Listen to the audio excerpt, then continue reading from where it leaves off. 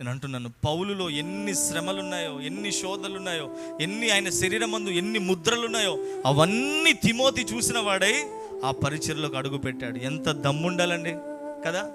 కంటి ముందు హింస జరుగుతుంటే, కంటి ముందు ప్రాణాలే పోతుంటే, కంటి ముందే పౌలును ఈడ్చుకొని పోతుంటే, కంటితో చూసి చెవితో విన్నై ఎన్నో సంగతులు తిమోతికి తెలిసి అయినా సేవలు అడుగుపెట్టి నమ్మకమైన పరిచర్య చేయగలిగాడు తిమోతి. ఇప్పుడు ఆ విశ్వాసాన్ని ఏమన్నాడంటే, నిష్కపటమైన విశ్వాసము తిమోతి నీది అన్న. సంగమా, దేవుని కొరకు నువ్వేమి నిలబడుతున్నావు? దేవుని కొరకు ఒక్క మాటైనా పడగలుగుతున్నావా? దేవుని కొరకు ఒక్క నిందైనా భరించగలుగుతున్నావా? ఈరోజు చర్చిలో కొద్దిగా ఆరాధన ఆరంభమై లేట్ అయిందనుకో, బల్లారాధన, ఒకవేళ మీ భర్తలు అన్నా కూడా దాన్ని ఏం చేయాలి? మీరు అమ్మా సహించాలి, నిలబడాలి. దాన్ని నిష్కపటమైన విశ్వాసం. ఊకేం ప్రార్థన, ఊకేం చర్చికి అంటారు మారని భర్తలు. దాని విషయంలో కూడా నిలబడాలి. నిజంగా ఇప్పుడు ఇంటికి నేను ప్రార్థనకు వెళ్ళొచ్చిన తర్వాత పోయేసరికి అంటాడు అని తెలిసినా మనం వస్తున్నాం. కొంతమంది ఏమో, ఏం ప్రార్థన చేస్తున్నావు, నోరుమోయ్. బాత్రూంలోకి వెళ్ళి షార్ట్ సైడ్కి వెళ్ళి సోత్రం సోత్రం సోత్రం సోత్రం సోత్రం ప్రభా, చూడు ప్రభా నా పరిస్థితి ఇది ప్రభా. దాన్ని బిడ్డలారా, చూస్తలేడా మన హృదయాలను పరిశోధించు యెహోవా ఆయన ఉన్నాడు. ఆమేన్. సంగమా, నువ్వెన్ని భరిస్తున్నావో అంత మహిమను మనం పొందుకోబోతున్నాము. ఎంత ఓర్చుకుంటున్నామో అంత ఘనతను పొందుకోబోతున్నాం. తెలిసి సువార్త చేస్తే, ఒక వ్యక్తిని చెప్తే ఒక మాట అంటాడని తెలిసి కూడా, శ్రమలు వస్తాయని తెలిసి కూడా, నిందలు వస్తాయని తెలిసి కూడా, అవమానాలు వస్తాయని తెలిసి కూడా, దేవుడు నీ ప్రతి అడుగు లెక్క పెడుతున్నాడు. అందుకే దేవుడు ప్రతి మాటను లెక్క పెడుతున్నాడు. అందుకే ప్రతి ఉపవాసాన్ని దేవుడు అందుకే లెక్క పెడుతున్నాడు. ప్రతి గుప్పిలు విప్పినది అందుకే దేవుడు లెక్క పెడుతున్నాడు. ప్రతిదీ కూడా నువ్వు చేసేది ప్రతిదీ కౌంట్ అవుతుంది. అందుకే జీవ గ్రంథాలు రాయబడ్డాయి. ఎందుకు?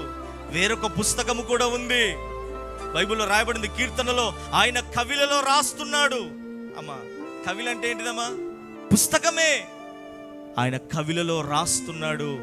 నువ్వెంత అనుభవిస్తున్నావో, ఎంత ఓర్చుకుంటున్నావో, ఎంత నొచ్చుకుంటున్నావో, ఎంత సహిస్తున్నావో, ఎంత వేదన పడుతున్నావో, ఎంత రోదన పడుతున్నావో, అయినా దేవా అంటున్నావు. అలాంటి వారికి గొప్ప కార్యాలు దేవుడు పరలోకమందు చేయబోతున్నాడు. అలాంటి వారు నిలబడితే నడుచుకుంటూ సింహాసనం దగ్గరికి వస్తూ ఉంటే అందరూ లేచి నిలిచి చప్పట్లు కొడతారు. కారణం ఏంటో తెలుసా? పౌలు గురించి మాట్లాడతారు.